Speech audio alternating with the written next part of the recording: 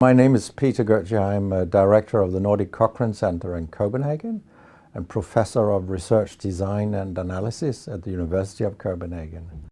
2 years ago, I found out that our prescription drugs are the third leading cause of death after heart disease and cancer.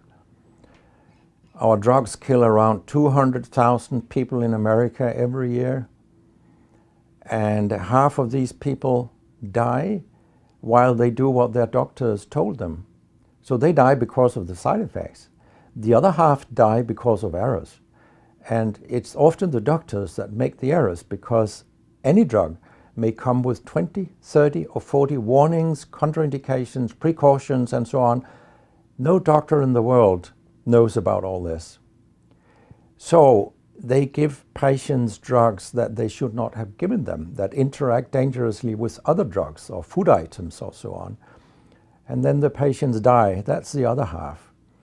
So the other thing I found out 2 years ago was that much of what the drug industry does fulfills the criteria for organized crime in US law. And they behave in many ways like the mafia does.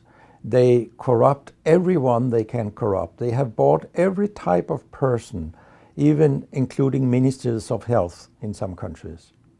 So there is a huge amount of corruption. In my country, for example, Denmark, we are regarded as having very little corruption. But yet we have thousands of doctors on industry payroll, although we are just 20,000 doctors. So this is an effective kind of corruption. The drug industry buys the professors first, then chiefs of department, then other chief physicians and so on. They don't buy junior doctors. So when several thousands are on industry payroll, it's really, really bad. And that's why I wrote my book, Deadly Medicines and Organized Crime, How Big Pharma Has Corrupted Healthcare.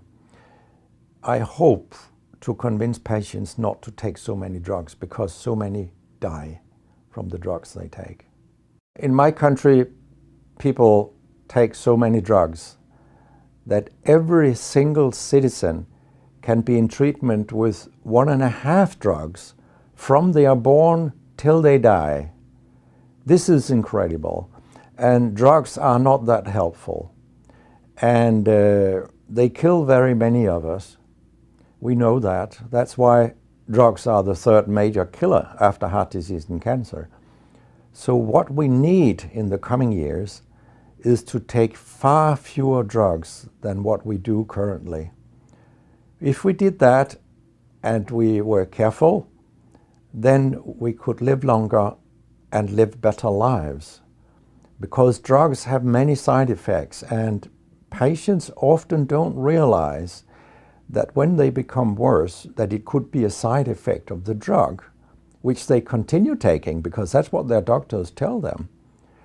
So when I was a specialist in internal medicine, what I very often did was that I stopped a lot of drugs, particularly in elderly people. And it's quite revealing to see a bedridden elderly person come into your ward, and when you stop the drugs, I mean, that person becomes many years younger. And many of these drugs affect the brain, and old people tolerate that very, very badly. They fall, and when they break a hip, 1/4 of them die. And for example, antidepressant drugs are used in more than 10% of our elderly. And they seem to kill 3% of them every year. I mean, if 100 old people take an antidepressant for 1 year, 3% of them will die because they fall and break their hip. This is a huge death rate. So a lot of other drugs than antidepressants also make people fall and kill them. And they may affect your cognition, your memory, and all these things. And then they interact in ways that we know almost nothing about. Very many elderly, they take more than 5 drugs a day. And we actually don't know how these drugs interact with each other. What we do know is that all drugs have many effects in the body, and some of them interact also in their metabolism. so that you can get a too high concentration of a drug if you take other drugs simultaneously. So we make a lot of harms that we don't even recognize. I have a pretty colorful collection of things people have called me during all these years. And sometimes journalists have asked me, why do you always look up controversy? And my reply is, I don't. Controversy looks me up, because it's not popular to tell the truth in healthcare. You will get a lot of enemies, because a lot of people make money on false premises, doctors and industry alike. And our drug regulators and our politicians, they are on board on this wagon. So very few people are independent of money in healthcare. And of course,